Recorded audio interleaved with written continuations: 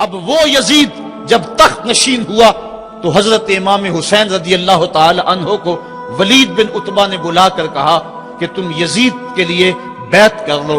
تو حضرت امام حمام حضرت امام حسین نے دو ٹوک کہا کہ یہ کیسے ہو سکتا ہے کہ میں اس جیسے ظالم شخص کے ہاتھ پہ بیعت کروں.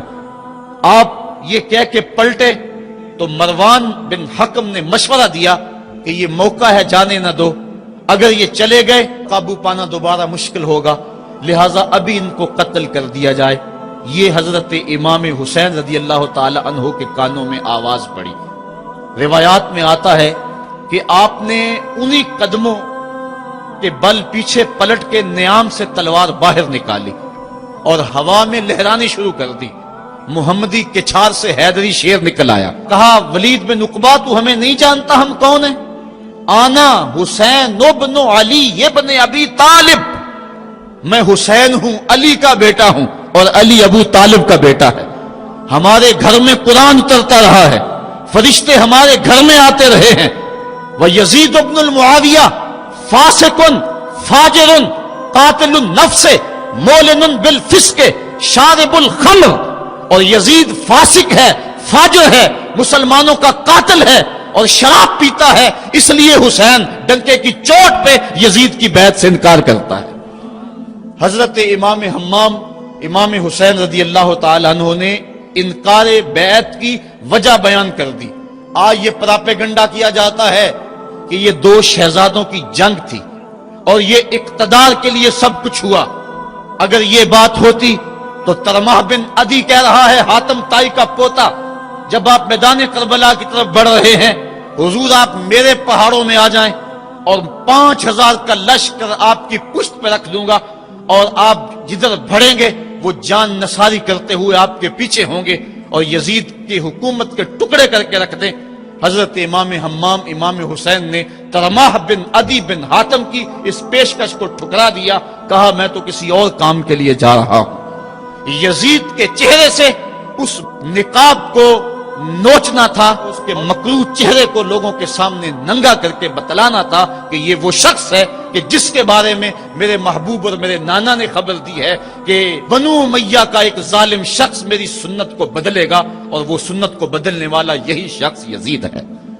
تو حضرت امام حمام حضرت امام حسین رضی اللہ تعالی عنہ، واقعہ بڑا طویل ہے.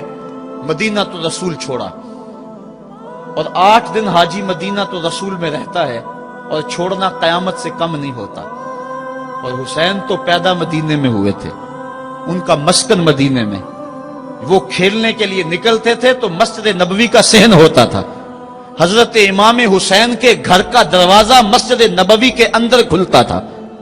وہ حسین جو مسجد نبوی میں کھیلتا رہا، حضور کے کندھوں پہ سواری کرتا رہا، اور حضور ان کو پکڑ کے اپنے پاؤں پہ اور اپنی رانوں پہ اور اپنے پیٹ پہ اور اپنے سینے پہ بٹھاتے رہے، جن کے لیے حضور خطبہ چھوڑتے رہے، سجدوں کو طول دیتے رہے. وہ حسین ابن علی آج اس شہر مدینہ کی بہاروں کو چھوڑ رہے ہیں. حضور کی بارگاہ میں آخری سلام کہہ کے اپنی والدہ ماجدہ کی حضور سلام کہنے کے بعد حضرت امام حمام مدینہ تو رسول سے مکہ المکرمہ گئے. وہاں پہنچ کے آپ نے ماہ شعبان، ماہ رمضان، ماہ شوال اور ماہ ذیقعد اور ذی الحج کے کچھ دن گزارے. 2 ذی الحج کو، یا ایک روایت میں 7 یا 8 ذی الحج کو پھر شہر مکہ بھی چھوڑ دیا. قصہ طویل ہے کہ 150 خطوط تھے کوفیوں کے، جنہوں نے لکھا تھا کہ ہمارا امام کوئی نہیں، آپ آئیں اور ہم آپ کی قیادت کے اندر حق کا علم لہرانا چاہتے ہیں. صحابہ نے ان کی بے وفائی اور بے مروتی کا تذکرہ کیا تو حضرت امام حمام نے فرمایا میں جانتا ہوں ان کے رویوں کو، لیکن اب انہوں نے چونکہ مجھے خط لکھے ہیں، اور اگر میں نہ گیا تو وہ قیامت کے دن کہیں گے کہ مالک ہم نے تو تیرے رسول کے نواسے کو بلایا تھا، وہ ہماری مدد کے لیے نہیں پہنچا. فرمایا اگر میں جاتا ہوں اور کلمہ حق بلند ہو جاتا ہے تو پھر بھی درست، اور اگر وہ بے وفائی کرتے ہیں اور اس رستے میں مجھے جان دینا پڑتی ہے تو پھر بھی کوئی بات نہیں، پھر بھی میں مراد کو پہنچا ہوا اپنے آپ کو پاؤں گا. آپ مکہ المکرمہ سے کوفہ کی سمت روانہ ہوئے. رستے میں حضرت مسلم بن عقیل کی شہادت کی خبر ملی، لیکن پھر بھی آگے بڑھتے چلے گئے۔ کوفہ سے 2 منزل دور حر بن یزید ریاحی 1000 کے لشکر کے ساتھ مزاحم ہوا اور آپ کو روک کر میدان کربلا میں لے گیا۔ آپ نے کہا کہ میں یزید کی بیعت کسی صورت میں نہیں کروں گا، جس سے صرف حق ہی قبول ہو، یہی جس کا اصل اصول ہو، جو نہ جھک سکے جو نہ بک سکے، اسے کربلائیں ہی راس ہیں۔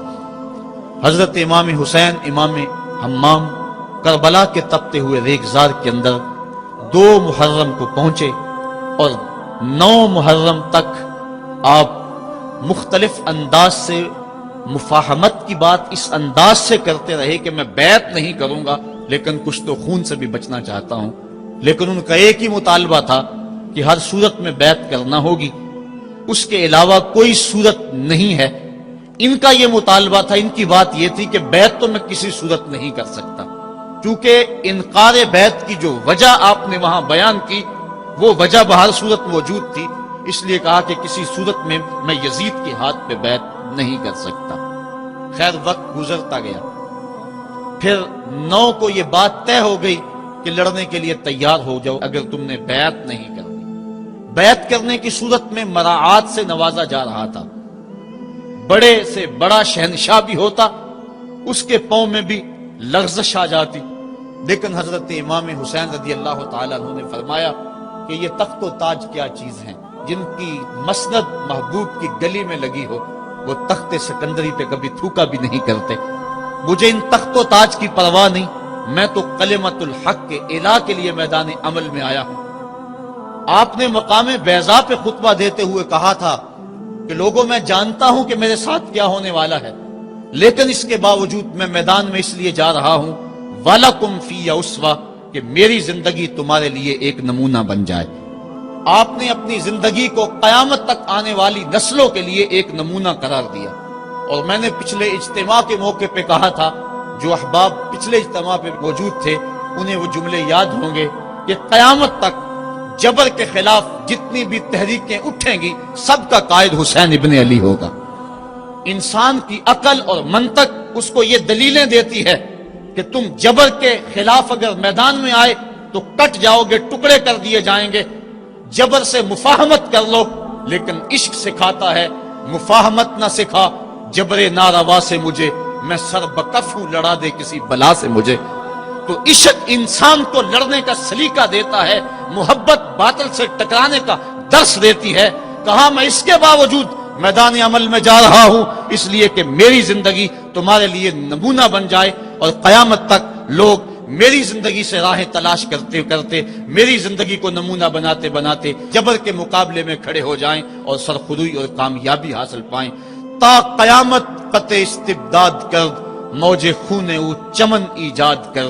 اللہ اللہ بائے بسم اللہ پدر، مانائے ذبح عظیم آیت بسر۔ سرخ رو عشق غیور از خون او، شوخی این مصرع از مضمون او۔ عشق غیور کے چہرے پہ جو سرخی دوڑ رہی ہے یہ حسین ابن علی کے خون کا صدقہ ہے۔ ان کے خون نے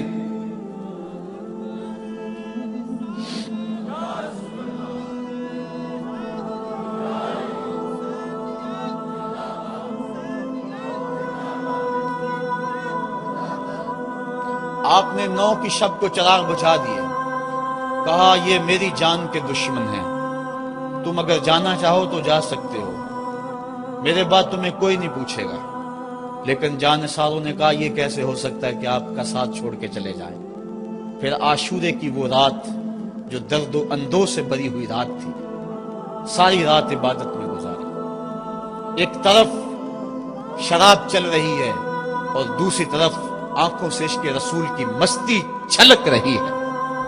تہجد کا وقت ہوا، نماز تہجد ادا کی، شہزادہ علی اکبر نے اذان پڑھی، اور کربلا کے ریگزار میں ان کی یہ آخری باجماعت نماز تھی۔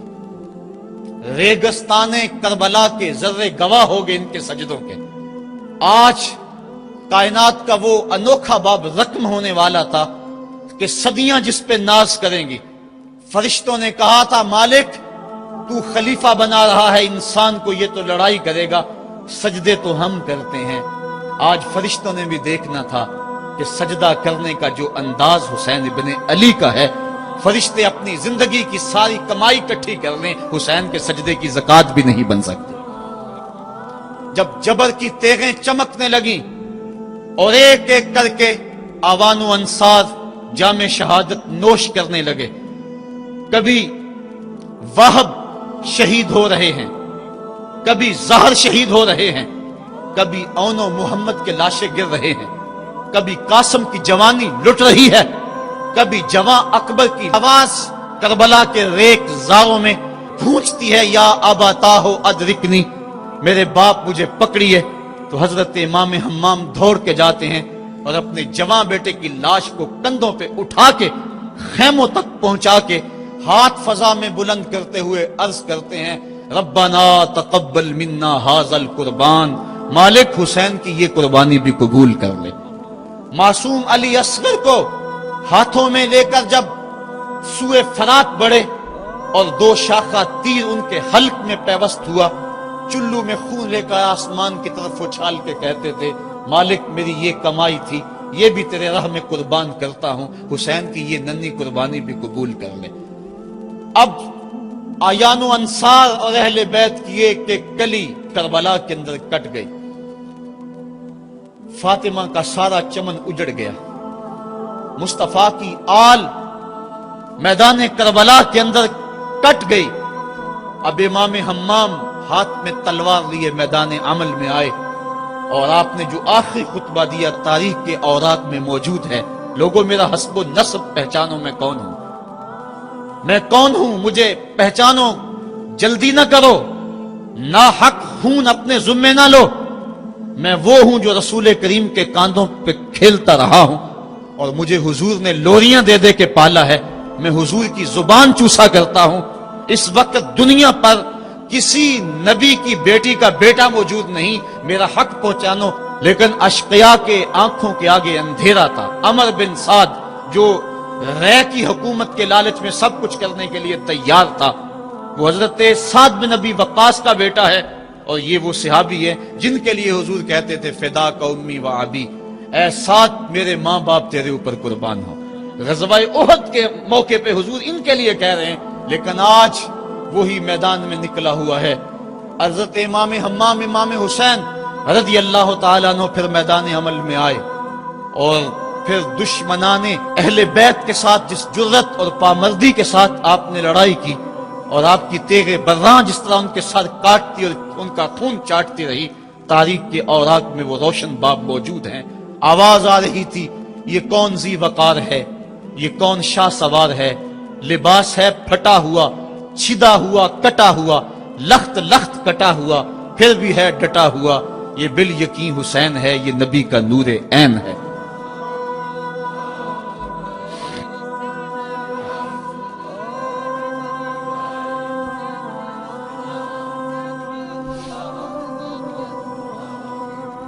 حضرت امام حسین حضرت امام حمام رضی اللہ تعالی عنہ میدان کربلا کے اندر جبر کی تیغوں کے مقابلے میں کھڑے ہیں۔ حق بلند ہوتا ہے، باطل کے پاس جتنے مرضی لاؤ لشکر ہوں، باطل بزدل ہوتا ہے، اس کے سینے کے اندر وہ حرارت نہیں ہوتی جو حق کے سینے کے اندر ہوتی ہے۔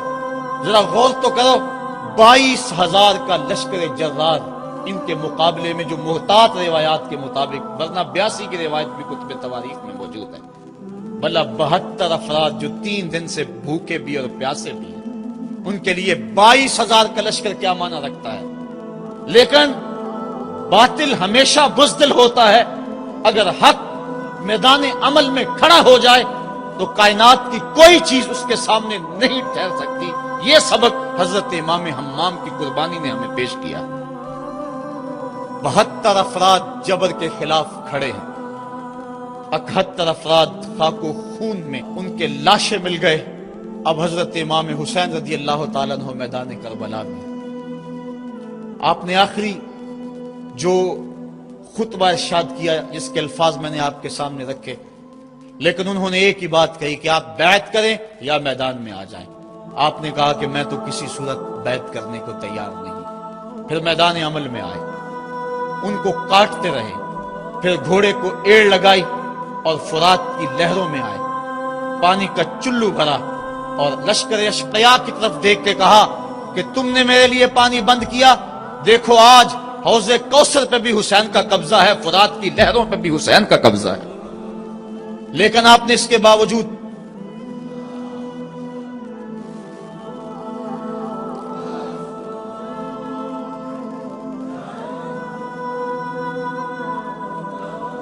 حضرت امام حمام، حضرت امام حسین رضی اللہ تعالیٰ عنہ نے پانی پیا نہیں، ان کو سکینہ کی پیاس یاد آ گئی ہوگی، جس طرح حضرت علی اصغر پیاس سے شہید ہوئے وہ منظر یاد آ گیا ہوگا۔ اور دوسری بات یہ تھی، یہ امتحان تھا، اس لیے حضرت امام حمام نے پانی نہیں پیا، لیکن ان کو بتلانا مقصود تھا کہ اگر میں چاہوں تو یہ پانی پہ قبضہ کر سکتا ہوں، اور پھر یہ ساقی حوض کوثر کے نواسے ہیں، اگر یہ اشارہ کرتے تو کوثر کی نہریں چھلک کے کربلا کے میدان میں آ جاتی، لیکن امتحان دینا مقصود ہے۔ مصطفیٰ کریم کے ہاتھ بھی اٹھے ہوئے ہیں، اللہم آت الحسین صبرا و اجرا، اے اللہ میرے بیٹے حسین کو صبر بھی بخش دے، اجر بھی بخش دے۔ حضرت امام حمام رضی اللہ تعالیٰ عنہ جبر کے مقابلے میں ڈٹے ہوئے ہیں، آپ کی تیغ برّاں ان کا خون چاٹتی رہی، پھر انہوں نے یک بارگی آپ کے اوپر حملہ کر دیا۔ حضرت امام حمام نے اس حالت کے اندر بھی اپنی زبان کو روکا اور زبان سے ہائے تک نہیں کی۔ آج شہادت حسین کو تماشا بنا کے رکھ دیا گیا ہے، اس انداز کے اندر اس شہادت کو بیان کیا جاتا ہے جس طرح وہ ترلے اور منتیں کر رہے تھے، پانی پانی کی صدائیں ان کے لبوں پہ تھی۔ نہیں، ایسا نہیں تھا، زخم پہ زخم کھا کے جی، خون جگر کے گھونٹ پی، آہ نہ کر لبوں کو سی، یہ عشق ہے دل لگی نہیں۔ جب محبت کا دم بھرا ہے تو سب کچھ کٹانا ہوگا اور کٹا کے بھی مسکرانا ہوگا۔ جو محبت کے دعویٰ رکھنے والے ہوتے ہیں ان کا امتحان ہوتا ہے، مشکل موقع پر ہی تو امتحان ہوتا ہے کہ اس موقع پہ یہ دامن صبر کو تھامتے ہیں یا نہیں تھامتے۔ اگر وہ ہائے ہائے کرتے رہے، وہ چیختے اور پکارتے رہے، اور وہ پانی کے لیے ہاتھ اور جھولی پھیلاتے رہے، اور جو پانی کے لیے جھولیاں پھیلاتے تھے انہوں نے پھر بیعت کیوں نہ کر لی؟ ان کو اتنا کچھ دیا جاتا تھا، اس کو قبول کیوں نہ کیا؟ انہوں نے یزید کے تخت و تاج کو قبول نہ کیا، یزید سے پانی کیسے مانگتے؟ وہ تو خود حوض کوثر کے والی کے نواسے تھے، وہ اوروں سے پانی مانگتے پھرتے۔ پوری تاریخ پڑھو کربلا کی، آپ کو نہیں ملے گا کہ حضرت امام حسین کی زبان سے ہائے بھی نکلا۔ آپ نے ہر مشکل موقع پہ صبر کے دامن کو تھاما ہے، اور ہر قربانی پیش کرنے کے بعد ہاتھ اٹھا کر یہی کہا، ربنا تقبل منا ھذا القربان، مالک حسین کی یہ قربانی بھی قبول کر لے۔ اس کا یہ مطلب نہیں کہ یہ دکھ کم تھے، اس کا مطلب یہ نہیں کہ مظلومیت نہیں تھی، وہ مصیبتیں تو اتنی تھی کہ پتھر کا کلیجہ بھی شک ہو جائے، کائنات کا کلیجہ چاک چاک ہو جائے، لیکن اس کے باوجود چونکہ ان کے صبر کا امتحان تھا، اور جب آپ کے اوپر پہم تیر برسنے لگے، محتاط روایات کے مطابق 33 زخم تلواروں کے آپ کے بدن پہ تھے، اور 34 گھاؤ نیزوں کے آپ کے جسم پہ تھے، بلکہ بہت سارے نیزوں کی انیاں ٹوٹ گئی تھی جسم میں۔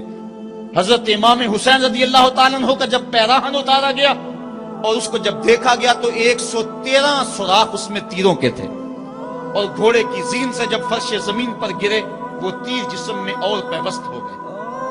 گھوڑے کی زین سے فرش زمین پر جب آنے لگے تو کافی عرصہ لگ گیا، چونکہ برچھیوں کی نوکوں پر آپ کتنی دیر تک معلّہ رہے۔ اس وقت گھوڑے کی زین سے فرش زمین پر آئے اور کربلا کی اس تپتی ہوئی ریت کے اوپر پیشانی رکھی، فوارے پھوٹ رہے تھے، کائنات دم بخود تھی، چرخ کہن کانپ رہا تھا۔ آج تک آسمان نے ایسا منظر نہیں دیکھا تھا، آج تک حوروں نے ایسا منظر نہیں دیکھا تھا، سورج بھی منہ چھپا رہا تھا عاشورے کے دن، یہ منظر اس سے بھی نہیں دیکھا جا رہا تھا۔ ریت کربلا کی کپ کپا رہی تھی، دشمنوں کے نرغے میں مصطفیٰ کا نواسا 3 دن کا پیاسا تیروں اور نیزوں کی برسات کے اندر نے پیشانی سجدے میں رکھ دی، اور آخری کلمات یہ تھے، اللہم رضن بقضائک وصبرا علی بلائک تسلیما لامرک سبحان ربی العالی۔ مالک، جو دکھ آئے، اذیتیں آئیں، مصیبتیں پہنچی، امتحان آیا، حسین اس پہ راضی ہو گیا، تیرے امر کو تسلیم کر لیا، تیری رضا پہ راضی ہوا، سب کچھ قربان کرنے کے بعد مالک حسین تیری تقدیر پہ راضی ہے، مالک تو بھی بتا، تو بھی حسین پہ راضی ہوا ہے یا کہ نہیں ہوا ہے؟ تو حضرت امام حمام کا سر اس وقت تن انور سے جدا کر لیا گیا جب آپ سجدے کے اندر جھکے ہوئے تھے، سجدے میں سر جھکا ہوا تھا کہ دست قاتل نے جدا کر دیا۔ ایک شخص حرم کعبہ کے حج کے لیے آ رہا تھا، لبیک اللہم لبیک کی صدائیں اس کے لبوں پہ تھی کہ اس کی شہادت ہو گئی، وہ فوت ہو گیا۔ آقا کریم کو خبر دی گئی، حضور فرمایا کل جب قیامت کا دن ہوگا تو جب یہ اٹھے گا تو جس حالت میں فوت ہوا اس حالت میں اٹھے گا، اس کے لبوں پہ لبیک کی صدائیں ہوں گی۔ حسین ابن علی کا جب سر کٹا اور جب جسم سے تن انور سے ان کا سر انور جدا ہوا، اس وقت سر سجدے میں رکھا ہوا تھا۔ بندہ جس حال میں جاتا ہے قیامت کے دن اس طرح اٹھایا جاتا ہے۔ باقی لوگ قبروں میں اور انداز میں اٹھیں گے، حسین جب قبر سے اٹھے گا سر سجدے میں رکھا ہوا ہوگا۔ قیامت تک حسین نماز میں ہے، قیامت تک حسین نماز میں ہے، قیامت تک حسین سجدے میں ہے، قیامت تک حسین کا سر اللہ کے حضور جھکا ہوا ہے اور وقت کے یزیدوں کو للکار رہا ہے۔ وقت کے یزیدوں، تم اپنے اپنے دور میں پر پرزے نکالتے رہو گے، لیکن حسین کا سر اور حسین کے ماننے والوں کا سر کبھی بھی تمہارے سامنے نہیں جھکے گا۔ حسین کا سر کل بھی خدا کے سامنے خم تھا اور آج بھی خدا کے سامنے ہی سر خم ہے۔ تو حضرت امام حسین رضی اللہ تعالیٰ عنہ کا سر اس وقت کاٹا گیا۔ پھر